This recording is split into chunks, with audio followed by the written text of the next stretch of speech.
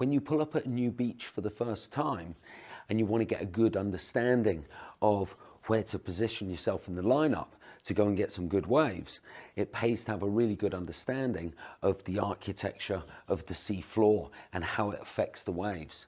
In the sense that if you imagine you've got a shoreline here and you've got some swell making its way in to the shoreline. This is an aerial view. If you've just got one long sandbank out there like this, then when you turn up in the car park and you're looking out into the water, you'll see the waves come in and they'll just close out in all in one motion, giving you just a close out. And again, if the transition to this sandbank is very steep, you'll get a very hollow dumping closeout. Whereas if you've got a very soft transition to this sandbank, you'll get a very soft spilling closeout. But if you change this and you have a sandbank underneath shaped like this, you'll know the shape of it because when the swell comes in, it'll break here first and you'll get lovely peeling waves in both directions. So the wave will almost come in like a bit of a peak and it will just break and run off in both directions. So you'll be able to tell the shape of the sandbank underneath from what the waves are doing on the top. And again, if this is a very steep transition to the sides of the sandbank, you'll have peeling, barreling waves, very hollow waves. Whereas if the transition to the sides of this sandbank is very soft and it's very flat, subtle transition to it, you'll have very soft, gentle peeling waves. But again, another one is, if you take this angle here and you intensify it a little bit, so it goes more like that. Now, when you look at it, the waves peeling off to the left are going to be going really fast, whereas the rights peeling off to the left here will be still breaking at a nice pace where you could actually be cutting back on the wave. But this wave's going to be a lot faster.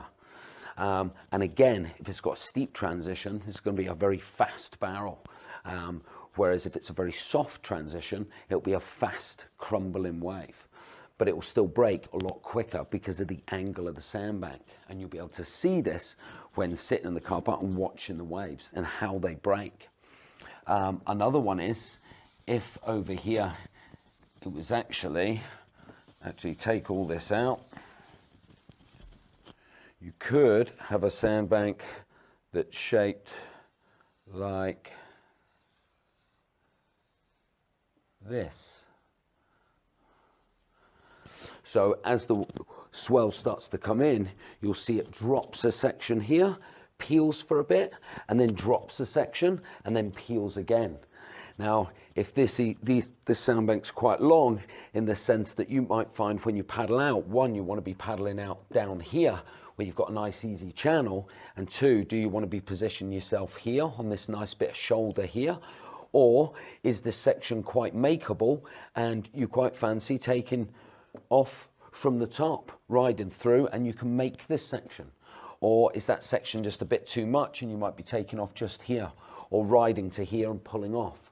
But the bottom line is, when you're sitting in the car park looking at the waves, you'll see the waves come in and you'll see they break here first and it'll drop a section, then it'll peel for a bit, then drop a section, then peel for a bit. And that's giving you an idea of the architecture of the sea floor underneath you. And again, if you took this shoreline out and this was just the shape of your reef, it would still be breaking the same way.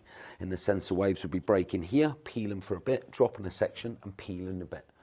But you can see this from when you pull up and you look at your beach or your reef and you watch where the waves are breaking first and how they break, whether they're closing out or whether they're dropping sections or whether they're peeling perfectly. Another key point is knowing where you are in this lineup, because when you're out there, you're effectively a boat without an anchor. When you want to know where this is, it pays to have a good understanding or be very familiar with your backdrop. So when you look over your shoulder, you can see whether you're drifting up or down the beach or up or down the reef. You always want a good line-up spot. So before you paddle out, if you know that's where you want to sit, when you walk down the beach, stand on the beach, look behind you, familiarize yourself with your backdrop, and then maybe walk down the beach and paddle out here and go and position yourself where you want to be. Hope that made sense.